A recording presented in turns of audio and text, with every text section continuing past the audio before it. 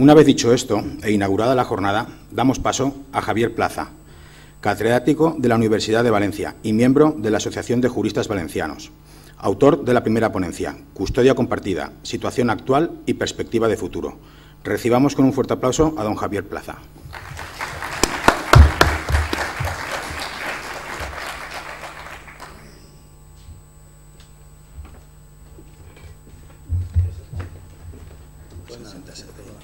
Perfecto.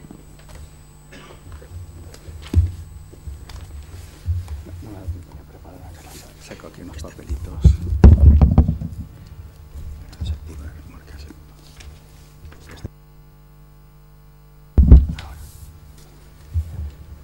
Pues muy bien, muchas gracias, buenos días. Para mí es un placer y una satisfacción poder colaborar con la Asociación de Defensa de Custodia Compartida allá, y por eso pues agradezco a su presidenta, a Pilar, a Juanjo, a Rafael y a todas las personas que han hecho posible que esté yo aquí, su amable invitación. Para mí, desde luego, es un deber que cumplo con honor, el de colaborar con las asociaciones que defienden causas que yo entiendo que son justas y que desde la universidad además se entiende que son justas. He preparado una ponencia que no está pegada a la cátedra, que no quiere ser muy académica, que quiere llegar a la gente, especialmente a los valencianos y a los que defendemos estos derechos, en este momento tan singular en el que se apunta ya unas sentencias del Tribunal Constitucional que pueden dar un giro no solo a la ley de custodia compartida, sino a otras leyes de derecho civil valenciano y al propio derecho civil valenciano.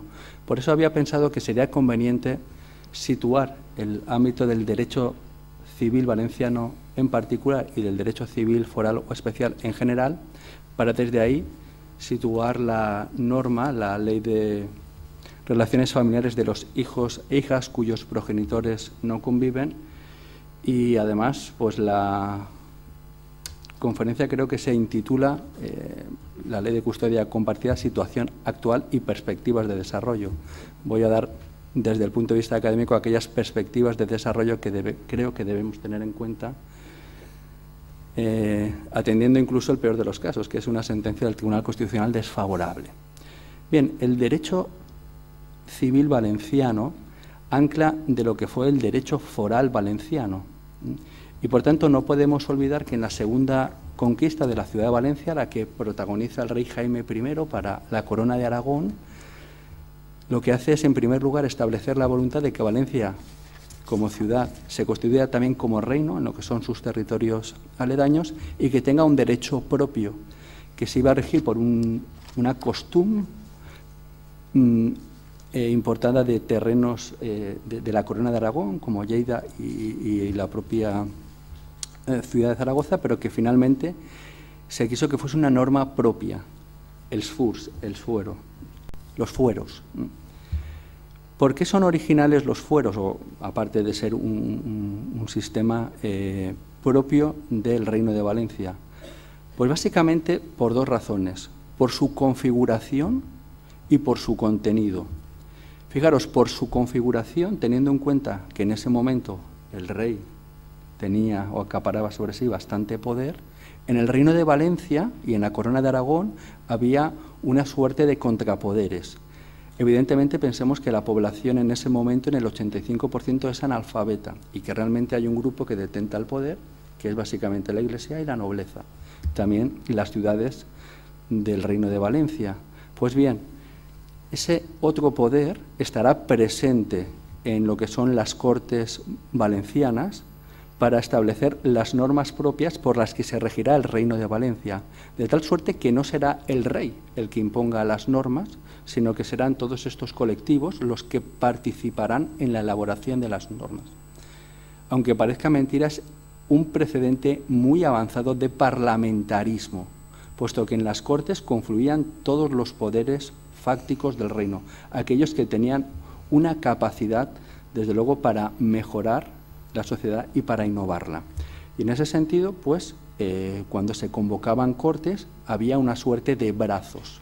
Incluso el brazo del monarca estaba también completado por los representantes de aquellas ciudades importantes del Reino de Valencia. y luego estaba el brazo militar, que sería el brazo noble, y el brazo eclesiástico. Todos ellos participaban en las normas, y una norma tenía la condición, y aquí entro ya al derecho sustantivo, de fuero, cuando todos los brazos estaban de acuerdo en promulgar esa norma. Por tanto, también es fuero aquella ley, aquella norma que cuenta con la unanimidad de todos los brazos que forman las Cortes. Porque si no, también sería posible promulgar una norma con el apoyo de un único brazo, eclesiástico, militar, pero siempre que el monarca diese la aquiescencia. Entonces teníamos fueros, normas de cortes, serían aquellas que no tienen ese consenso, y por supuesto el rey daba privilegios. Esos privilegios sería una suerte de decreto ley. El privilegio se daba durante la vigencia del reinado y luego se validaba en las Cortes. Y muchos de los privilegios del rey luego fueron fueros, porque ese privilegio el rey lo llevaba a las Cortes para que lo validasen. Y así, por ejemplo, tenemos privilegios conocidos como el que concedió Jaime I a el Tribunal de las Aguas de la Vega de Valencia para que siguiesen teniendo jurisdicción sobre los conflictos de riego que se suscitan en la última parte del río Turia, en lo que es el sistema de distribución de acequias. Pero hay un privilegio importante que tengo que traer aquí a colación, y es uno que promueve Pedro II, el ceremonioso, con ocasión de la peste negra que asoló la ciudad de Valencia en el año 1348. En ese momento hubo una gran mortandad y hubo una enorme cantidad de niños que quedaron huérfanos. Y entonces el rey dio un privilegio que concedió especialmente a los notarios para que ellos fueran curadores de huérfanos. Curador en el sentido de cuidador, de la institución de la curatela, muy próxima a la tutela. Y este es el primer precedente del derecho a la educación, porque se entendió que todo niño tiene derecho a recibir una educación cristiana en ese momento, a estar integrado en unas familias, porque lo que hacían los curadores eran delegar esa función en familias. Es el precedente del acogimiento, y ese privilegio Martín I el Humano, en el año 1401, lo transforma en un fuero, cuando se crea el padre de huérfanos, el pare d'orphens, que es precedente de los defensores del menor. Hay muchas comunidades autónomas que tienen un defensor del menor. Este es el precedente. Y además, la primera vez que se les da jurisdicción para que tengan la capacidad de obligar a los menores, precisamente, a que cumplan con sus deberes de educación, de cuidado, de atención. Por tanto, para nosotros esta es una institución muy importante, que además forma parte del ADN valenciano. Muchas veces creemos que por estar en el siglo XXI y por hacer una ley del siglo XXI somos los más innovadores. Si ahondamos en nuestras raíces, descubrimos precedentes también innovadores para la época. Y por eso la Ley del Menor Valenciana, la Ley 12/2008, recuperó esta institución como comisionado del menor pare d'orphens. Es una reivindicación de la universidad que esta figura se implemente, porque para la Comunidad Valenciana esto no es un hecho más, como puede ser el que tienen otras comunidades con defensor del menor. No, esto es un hecho histórico que forma parte de nuestro derecho foral. Y es una institución de derecho foral recuperada, que desde luego, si estuviese en la Comunidad Valenciana, no me cabe duda que apoyaría todo este tipo de iniciativas que va en defensa del menor. Pero es precisamente la existencia de esos derechos propios que se daban no solo en el Reino de Valencia, sino en todos los de la Corona de Aragón, Aragón propiamente dicho, Cataluña, Islas Baleares, junto con el Reino de Navarra y algunas normas en el País Vasco y en Galicia, lo que justifica que hubiese unos derechos singulares o derechos civiles propios en el territorio español, pero que con la Guerra de Sucesión y las ideas unificadoras o uniformadores del derecho, lo que se hizo es básicamente abolir los fueros, en el caso valenciano, y también en el resto de territorios donde había un derecho civil propio, con una diferencia, como sabéis, que Valencia nunca recuperó ese derecho y que los otros territorios sí. Y esto es importante porque ese derecho que recuperaron también estuvo en entredicho, es decir, que con el Código Civil estuvo a punto de desaparecer. Sin embargo, la oposición de los foralistas catalanes hizo que incluso se frustrasen algunos proyectos de código, pero que finalmente se salvasen y que ese derecho se compilase y llegase a nuestra Constitución en forma de compilación de derecho civil especial o foral. Con lo cual, a la entrada en vigor de la Constitución, nos encontramos con que algunos territorios tienen su derecho civil propio conservado en esa forma de compilación y que la Comunidad Valenciana, cuando se constituye como comunidad autónoma heredera del Reino de Valencia, ese derecho lo tiene abolido y no lo tiene compilado. Es importante porque la Constitución establece un doble régimen en materia de derecho civil. Los territorios que tienen derecho civil propio conservarán competencia sobre ese derecho civil propio y lo podrán conservar, modificar y desarrollar. Los territorios donde no se daba esa circunstancia se regirán por el derecho nacional o por el derecho común. Valencia, en su estatus singular, lo que hace es incorporar al Estatuto de Autonomía del año 82 una competencia en materia de derecho civil. Era el artículo 32 que decía que la Generalitat Valenciana tenía competencia exclusiva en materia de derecho civil valenciano para conservarlo, modificarlo y desarrollarlo.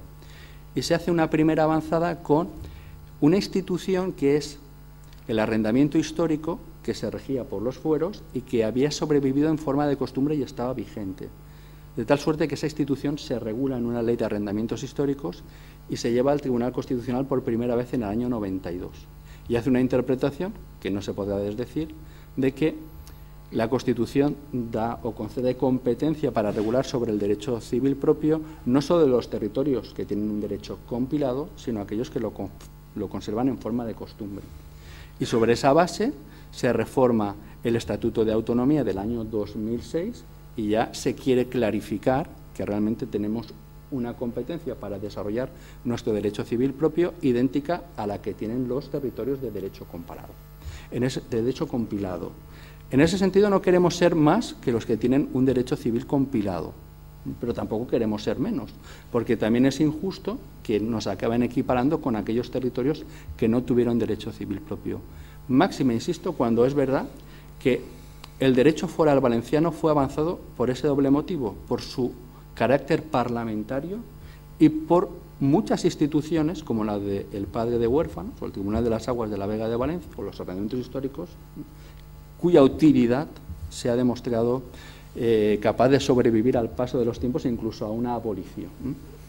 Y en ese sentido, pues, aparecen una serie de leyes, la que quiere recuperar el régimen económico matrimonial valenciano, que era el de separación de bienes, porque se entiende que es un régimen mucho más adecuado a la realidad del tiempo en el que vivimos, donde hombre y mujer trabajan, donde tienen un patrimonio separado y donde en España la verdad es que se pacta poco. Es decir, que cuando alguien contrae matrimonio realmente no hace capítulos matrimoniales, salvo que sea un empresario que entonces tiene especial interés en dividir ese patrimonio. Pero incluso para el empresario era una ventaja, ya no tenía que pactar ese régimen de separación de bienes y ahí se incluye también esta Ley 5/2011 de 1 de abril de relaciones familiares de los hijos e hijas cuyos progenitores no conviven, que, bueno, como vosotros sabéis, se publica en el BOE el 25 de abril del año 2011, pero se había publicado previamente el 5 de abril en el Diario Oficial de la Comunidad Valenciana y marcaba eso el mes a contar para la entrada en vigor. Entra en vigor y, bueno, el Tribunal Constitucional recibe un recurso de inconstitucionalidad promovido por el Gobierno contra esta ley, incluso suspende, como ocurrió con la del régimen económico matrimonial valenciano, y uno es de hecho la aplicación de esta norma que luego levanta. Con lo cual, el hecho de levantar una suspensión quiere decir que se entiende que, aunque ahora haya una sentencia del Tribunal Constitucional desfavorable, las situaciones devengadas o creadas en ese ínterin no quedarán afectadas. Yo en ese sentido creo que incluso para aquellos que casaron después de la ley del régimen económico matrimonial valenciano y están bajo el régimen de separación de bienes, una sentencia como la que hoy se ha anunciado en prensa, pero claro, es un anuncio en prensa, de que ya se ha tomado la deliberación, o sea, ya se ha debatido en el Tribunal Constitucional y se ha decidido que por unanimidad esa ley es contraria a la Constitución porque invade competencias del Estado. Es una sentencia, por tanto, que ahora se va a tener que redactar, se va a tener que publicar y que la tendremos que leer para conocer en qué términos entiende el Tribunal Constitucional que hemos invadido competencias del Estado y, por tanto, cómo va a quedar nuestra competencia en materia de derecho civil. Pero también es verdad que sentará un precedente que posiblemente afecte a las otras leyes que están pendientes de resolución y, además, de las que se prevé que en breve se les va a aplicar la misma doctrina del Tribunal Constitucional. Es verdad que el Tribunal Constitucional tiene unas herramientas muy limitadas, porque se pronuncia sobre la adecuación o no a la Constitución. Es verdad que debería buscar siempre una interpretación conforme a la Constitución lo más amplia posible, y es verdad que en ocasiones se olvida de esa facultad de interpretar de forma amplia y hace restricciones. Pero ya en materia de parejas de hecho, hubo dos sentencias del Tribunal Constitucional del año 2013 que nos pusieron en cierto sobreaviso.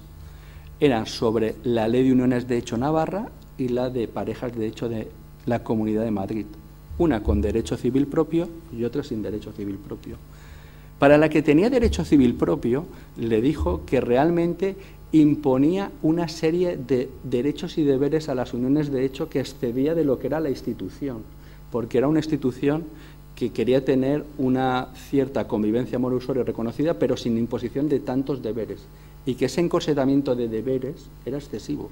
En mi opinión, un exceso del Tribunal Constitucional, cuya función es decir si se adecúa o no, pero no puede entrar en si se regula al detalle o no una concreta institución, porque eso es competencia exclusiva de la comunidad, en este caso de Navarra. Y para Madrid le dijo que era una comunidad que no tenía derecho civil propio y, por tanto, que se tenía que limitar a regular normas con eficacia puramente administrativa. Es decir, que en el caso de uniones de hecho, simplemente a regular un registro de parejas de hecho donde se inscribiesen y tuviese un reconocimiento a efectos administrativos, porque los efectos civiles los determinará el Código Civil. Ya digo que no hay ley de uniones de hecho estatal, esta es otra de las clásicas demandas. Y esa es la sentencia que nos puso en sobreaviso de que los actuales magistrados del Tribunal Constitucional no tienen una postura abierta hacia el derecho civil propio. Tampoco debemos de olvidar que la sentencia que hizo el Tribunal Constitucional del Estatuto de Cataluña en materia de derecho civil decía que el Código Civil catalán, el derecho civil catalán, se tenía que limitar a instituciones que eran propias y a desarrollar instituciones propias o conectadas, pero no instituciones novedosas. Lo que pasa es que ahí tenemos una sentencia que dice o establece un corsé, pero luego tenemos una realidad que es la que vive la Comunidad Autónoma de Cataluña, y es que tienen ya un Código Civil propio con unas instituciones que no están apegadas a su derecho civil propio y que se encuentran con que cuando se va a pronunciar el Tribunal Constitucional, pues desde Madrid se negocia la retirada y el Tribunal Constitucional acaba no pronunciándose. Yo creo que si se pronunciase posiblemente también sería una postura restrictiva, pero de facto tienen esa postura permisiva. Y en este contexto estamos ahora, porque esta ley 5/2011 se quiso hacer pender de esta competencia nueva, la que se había incorporado en el Estatuto de Autonomía del año 2006 con la Ley Orgánica 1/2006 de 10 de abril. Quizá ese fue el pequeño defecto que en mi opinión se cometió, porque no era tampoco necesario. Es verdad que la propia ley reconoce que en nuestra ley del menor, que está ahora vigente y que estaría vigente y que continuaría vigente, ya había un principio, que es el de la coparentalidad. Era un principio de mucha modernidad dentro de la Carta de Derechos de los Menores de la Comunidad Valenciana, que es una carta realmente muy moderna, sobre todo lo era en el año 2008, pero que ya también, como toda carta, requeriría de una actualización, especialmente ahora que se ha promulgado una ley estatal en el año 2015. Por tanto, la ley del menor, donde está, por cierto, el comisionado del menor Paredorfens, pendiente de que se implante, estableció ese precedente que se desarrolló en la ley 5/2011. Quiero decir que también la ley del menor puede acoger una institución que es de defensa del menor, porque no olvidemos que el interés superior del menor es lo que justifica la institución de la custodia compartida. Y, por tanto, esa podría ser una de las vías, ¿no? ¿Qué ocurre si nos declaran inconstitucional la Ley 5/2011? Tendremos que buscar unas vías. Y entonces distinguiremos lo que es el llamado derecho civil autonómico, que es aquel que se basa en el desarrollo de competencias que tenemos en nuestro Estatuto de Autonomía, donde está la protección de la familia, la protección del menor, junto con protección de discapacitados y otros colectivos, porque eso no plantea problemas. Siempre tendremos esa vía, la del derecho civil autonómico. Es verdad que un poquito más encorsetada, en cuanto que si queremos excedernos en alguna de las cuestiones, nos podemos encontrar con la declaración de inconstitucionalidad, pero de esa concreta cuestión, no de la institución en sí. Lo que ocurre es que esta ley, que fue casi pionera, porque creo que no solo Aragón en ese momento había promulgado norma, y luego llegó Cataluña, Navarra y el País Vasco, es decir, comunidades que han acogido esta institución porque es realmente útil, y es una institución que no es del derecho foral valenciano. Yo al menos he buscado precedentes y no he encontrado, porque, entre otras cosas, pues solo cabía la nulidad canónica, pero nada más. Y esto de las crisis matrimoniales no estaba en aquella época, simplemente es por una cuestión temporal, pero tampoco en Aragón, pero tampoco en Navarra. O sea, es decir, que a veces se utiliza el hecho de haber tenido un derecho civil propio para legislar instituciones que no tienen más conexión que la realidad social del momento en que la norma tiene que ser aplicada. Porque la institución de la custodia compartida no es española, no es europea, no solo europea, es mundial.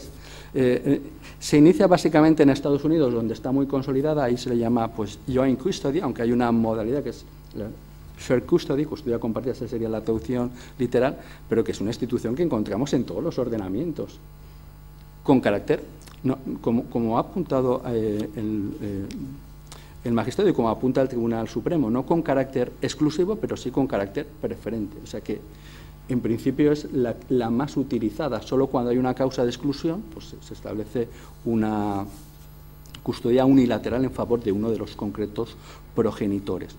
Con lo cual, así situado el contexto, yo diría que una declaración de inconstitucionalidad en estos momentos a la institución de la custodia compartida le afectaría mínimamente, porque desde el año 2011 lo que nos hemos encontrado es que hasta el territorio de derecho común o del derecho español, donde no hay un derecho civil propio, estas normas las han visto como una institución que les reporta una cierta utilidad. Y lo que hizo el Tribunal Supremo en la famosa sentencia, y además es fácil de acordarse porque hoy es 29 de abril, en la 29 de abril de 2013, que es la primera sentencia, es la que dice que el Código Civil, en su artículo 92.5, aunque dice que excepcionalmente se podrá plantear la custodia compartida, esa excepcionalidad no es tal y no debe de ser tal. Y es cuando el magistrado Joan Climent ha dicho, bueno, entonces ya no hay diferencia. Nosotros habíamos partido de una postura que decía que preferentemente se adoptará la custodia compartida en defecto de pacto, y el Tribunal Supremo ha dicho que el Código Civil, aunque dice excepcionalmente habrá custodia compartida en defecto de pacto, ese excepcionalmente no es así. Es, bueno, primordialmente o preferentemente. Y, por tanto, de nuevo, acoge todos los parámetros que tenemos en nuestra ley valenciana y se va pronunciando sobre ellos. Es decir, que sobre las otras cuestiones que aparecen en la ley, por ejemplo, alimentos o, por ejemplo, vivienda, también el Tribunal Supremo se ha pronunciado. Y tenemos ya un cuerpo de doctrina jurisprudencial casi idéntico a la ley valenciana. Que sí, que habrán cuestiones de detalle como la pensión que se fija para el caso de que se atribuya la vivienda, para la compensación de aquel que se le atribuye la vivienda y que se tiene en cuenta normalmente para determinar el juego de alimentos. Pero fijaros, también hemos dicho una cosa, que es otro de los errores. el pensar que porque hay custodia compartida ya no hay alimentos. Eso el Tribunal Supremo también ha dicho que no es así. Habrá alimentos cuando realmente hay alimentos. ¿Y puede haber custodia compartida con alimentos que tengan que satisfacer uno de los progenitores en favor de los hijos? Sí, cuando sea necesario, cuando no sea suficiente, cuando se justifique. Pero también no hay regla general, habrá que ir a cada caso concreto. Por tanto, si vamos al caso concreto, si todo gravita sobre el interés superior del menor y sobre las circunstancias de los progenitores, ya la ley valenciana ha cumplido su función, que es, de nuevo, ser ser un derecho innovador para su tiempo y modificar otros derechos que se quedaban atrás. Y por eso, ahora la situación también es la siguiente, y es que con esta doctrina del Tribunal Supremo, que ya lo tenemos en materia de vivienda y de adjudicación de la vivienda, donde también dice que la custodia compartida pues, puede resolver el tema de la adjudicación, puesto que puede permitir la liquidación del régimen económico que sea y continuar usándose las viviendas tal y como hayan dispuesto los progenitores. Me refiero que si ya tenemos materia para regular en materia de vivienda familiar, en materia de alimentos, y ha cambiado el marco normativo, es que lo que corresponde, ya sea en el Código Civil o ya sea en una ley especial, es que el derecho civil español tiene que recoger todas estas novedades, tiene que sistematizarlas ya en la ley para que sean conocidas por todos. Por tanto, función de la asociación, esa ley que promovió Gallardón y que se quedó en proyecto, ahora es necesaria porque la jurisprudencia del Tribunal Supremo en todos los ámbitos ha cambiado y porque si queremos dar seguridad jurídica y unidad de derechos, deberemos de trasladar estas reformas al Código Civil o a una ley especial. Yo creo que también una ley nos permite poder llegar un poquito más de detalle o incluso al Código Civil, marcando la norma general, que preferentemente y en defecto de pacto habrá un régimen de custodia compartida y luego con una ley de desarrollo que permite llegar un poquito más al detalle y quien pueda incorporar cuestiones pues que también están en otras leyes autonómicas y que pueden ser útiles. En todo caso, nosotros siempre tendremos la ley del menor para poder introducir en esa ley aquellas instituciones que son en favor del menor y como también el articulado no es excelso y no es amplio, sería otra forma de salvarlo.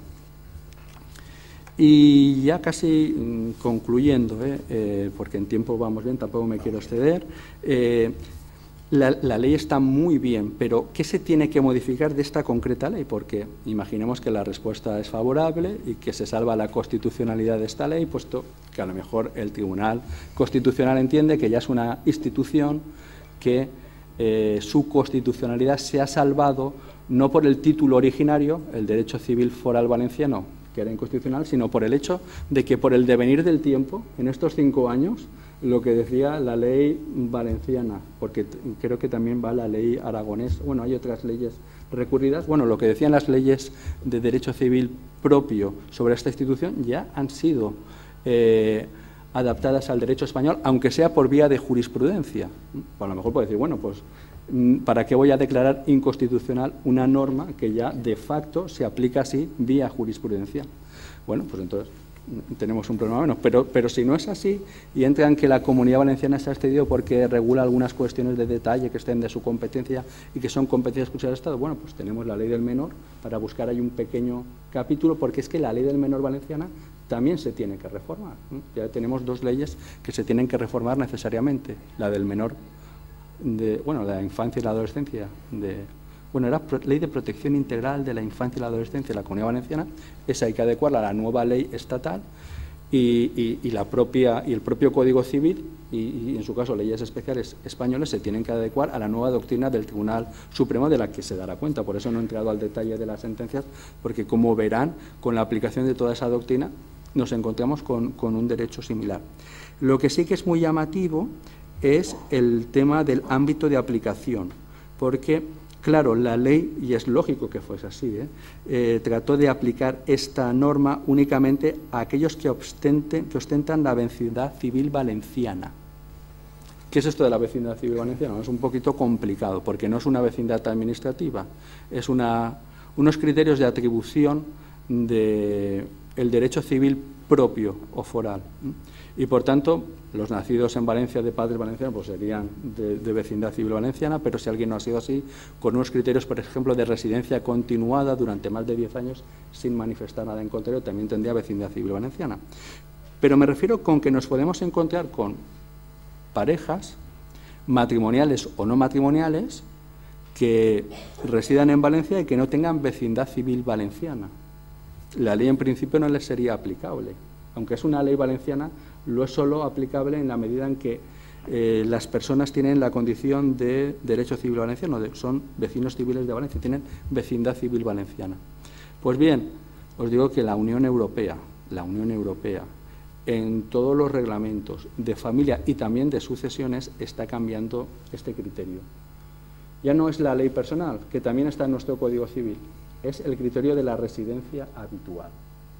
Y, por tanto, aspecto que podríamos adecuar al derecho europeo es decir que esta ley se aplicará a aquellos matrimonios que residen habitualmente o aquellas parejas, de hecho, porque es verdad que la ley tuvo una virtud y es no gravitar sobre el matrimonio y la crisis matrimonial, sino sobre las relaciones familiares y de progenitores e hijos, y por tanto también las uniones de hecho verían salvado o podrían ver salvado esta circunstancia. Podría ocurrir que la ley de uniones de hecho valenciana fuese declarada inconstitucional, pero que tuviesen salvado el tema de la custodia compartida o de los acuerdos de custodia compartida por esta vez.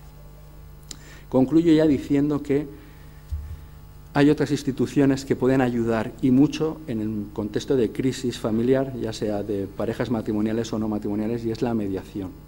Desde la universidad creemos en esa institución. Es una institución que también nos ha venido medio impuesta por la Unión Europea, porque hubo una directiva del año 2008 que se ha implementado en el año 2012. Yo estoy seguro que todos los supuestos de crisis familiares donde puede intervenir de forma profesional un mediador y que sea capaz de que en ese momento de cierta dificultad personal ayude a las partes a que sean capaces de plasmar un acuerdo de convivencia para sus hijos, es muy beneficioso, sobre todo porque en la mediación también tienen cabida los menores, todos los menores, no solo aquellos llamados por ley a oír su opinión de mayores de 12, todos los menores, y os aseguro que en aquellos procesos de mediación, donde evidentemente con permiso de los padres hemos integrado la opinión del menor, o sea, hemos dado parte en una sesión separada a los hijos afectados, hemos oído lo que les preocupaba.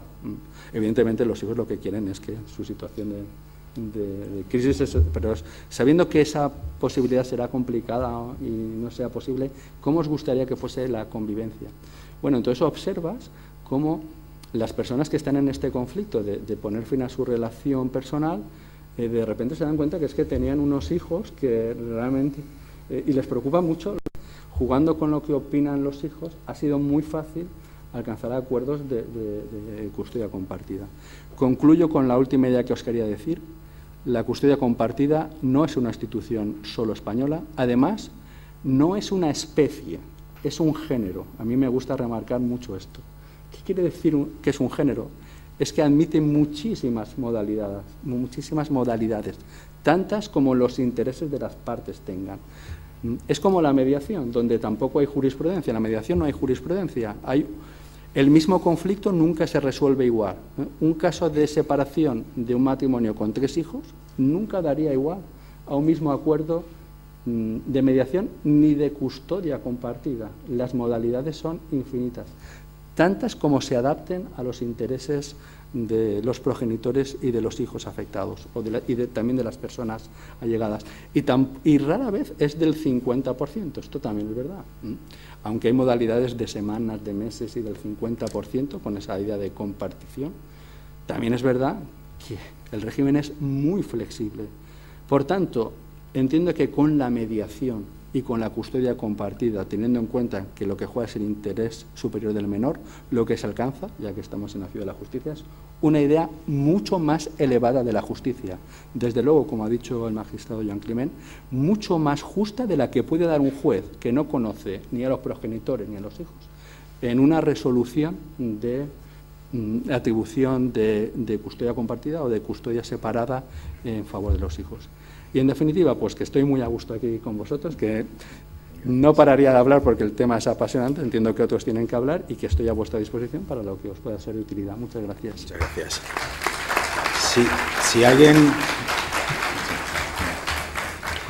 Si alguien desea hacer alguna pregunta, tenemos un micro en la sala.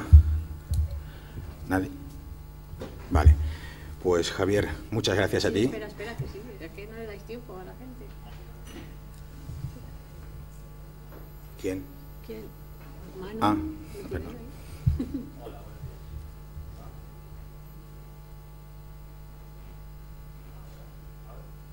Creo que no, ¿eh? Ah, sí, vale.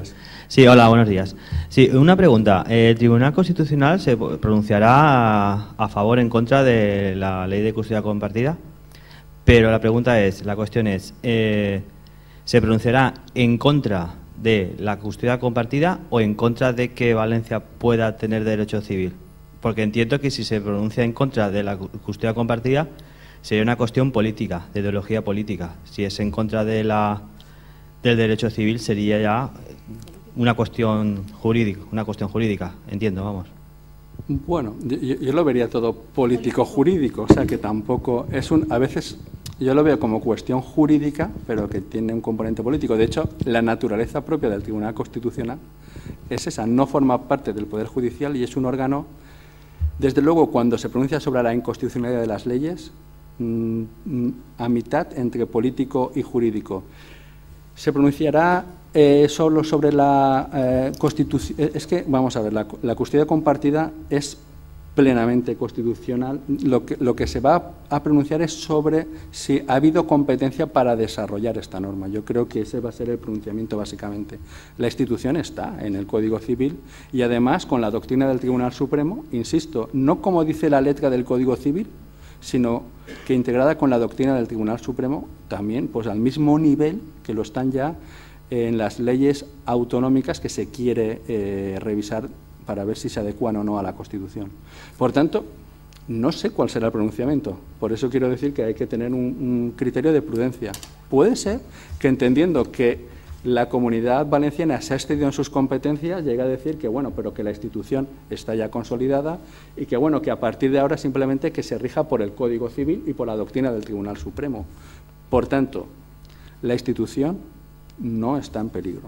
La institución de la custodia compartida en estos momentos no está en peligro, porque, les vuelvo a comentar lo que he incidido en mi ponencia, es que también el Estado español tiene pendiente, aunque no quiera, porque ya no es una cuestión política, es una cuestión estrictamente jurídica, hacer una regulación para que unifique el marco jurídico y dé seguridad jurídica a todos los operadores jurídicos, a los abogados, a las personas que van a ser parte de un proceso de crisis familiar, ya sea de uniones de hecho o ya sea matrimonial, y por ello, con la debida prudencia, la custodia compartida, gracias a vuestra asociación, gracias a la valentía, porque fue mucha, de los políticos que decidieron promover esta norma, porque otros políticos hubieran decidido tener una postura más prudente, que hubiera sido también comprensible.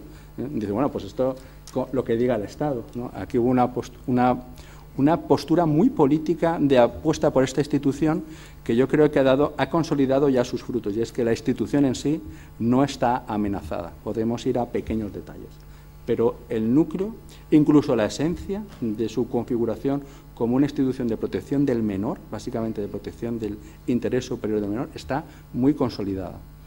Pero a mí también me preocupa casi más lo del derecho civil valenciano. Yo quiero que igual que les ha preocupado esta cuestión, que entienda que para los valencianos esto es muy importante, no es una cuestión menor, porque si tenemos competencias para regular nuestras instituciones, podemos hacer lo que ya hemos hecho con la custodia compartida, y es seguir innovando, seguir creando nuevos derechos y nuevas instituciones, puesto que lo que no queda en discusión es que la Comunidad Valenciana siempre ha sido leal, no tiene una postura de apartarse del Estado, tiene una postura de tener una sociedad mejor.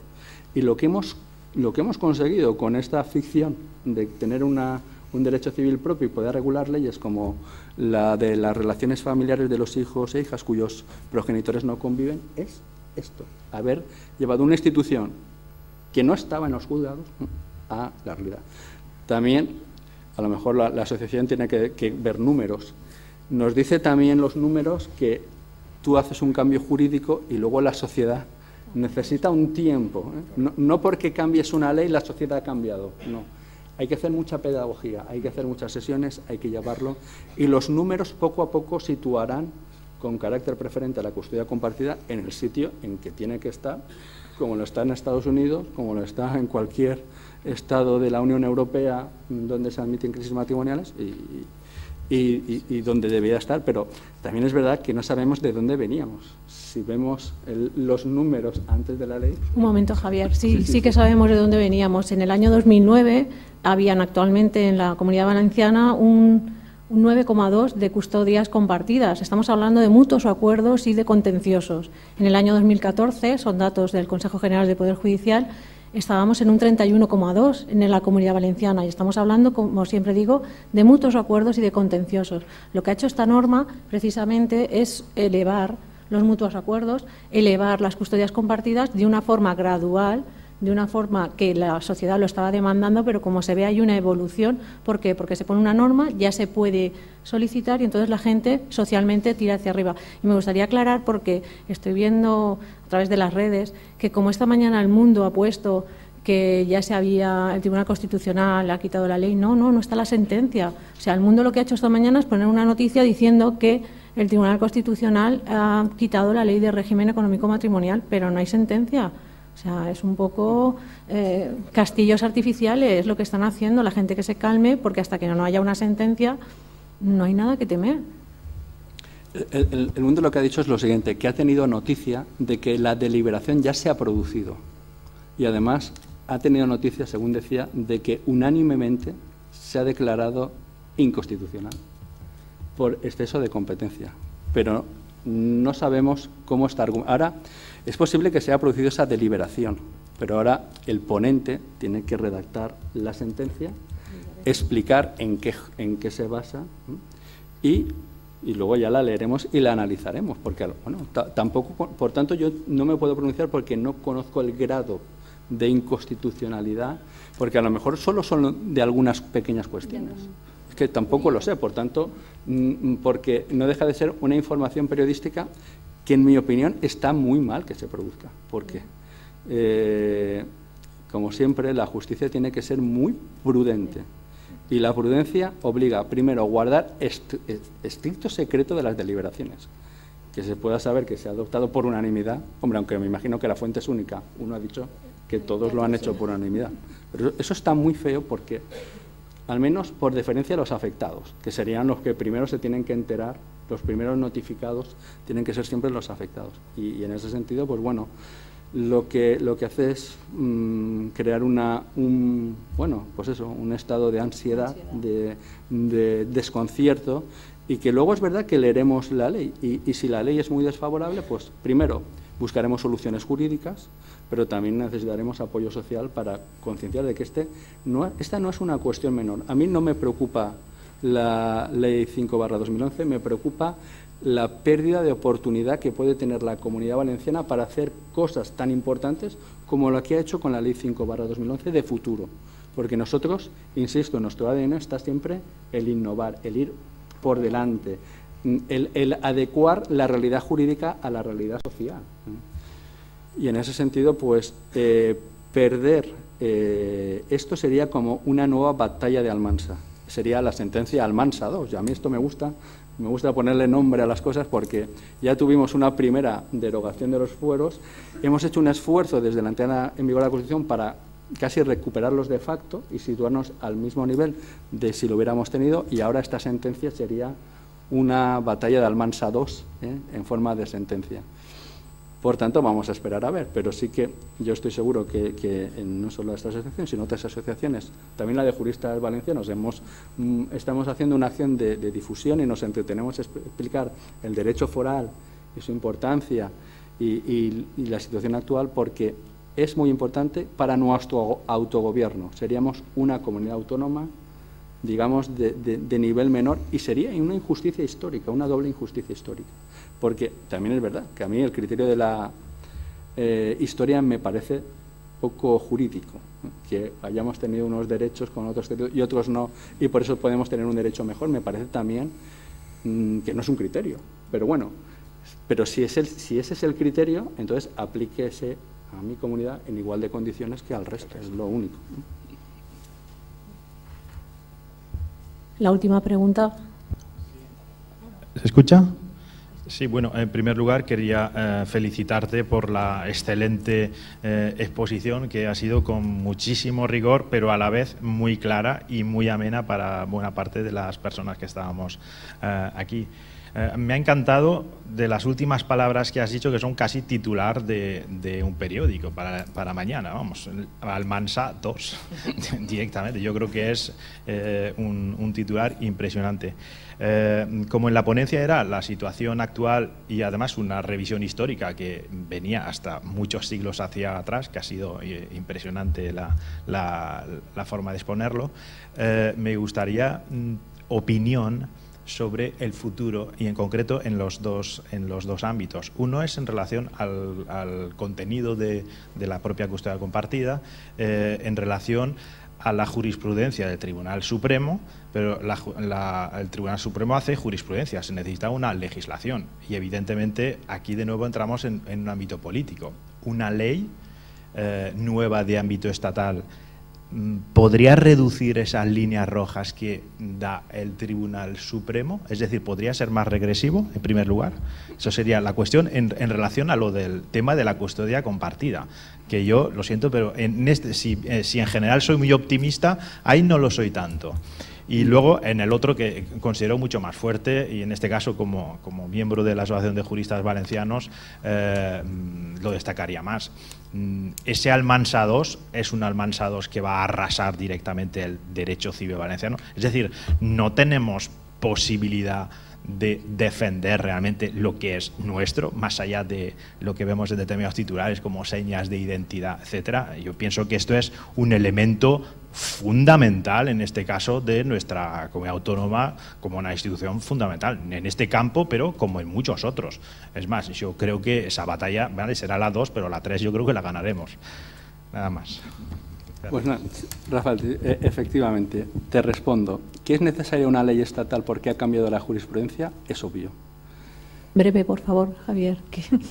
Que la jurisprudencia lo que ha dicho es que la ley dice que excepcionalmente se aplicará la custodia compartida y la jurisprudencia ha dicho que aunque la ley diga excepcionalmente, ese excepcionalmente no sirve de nada porque será principalmente, también, esa es la jurisprudencia.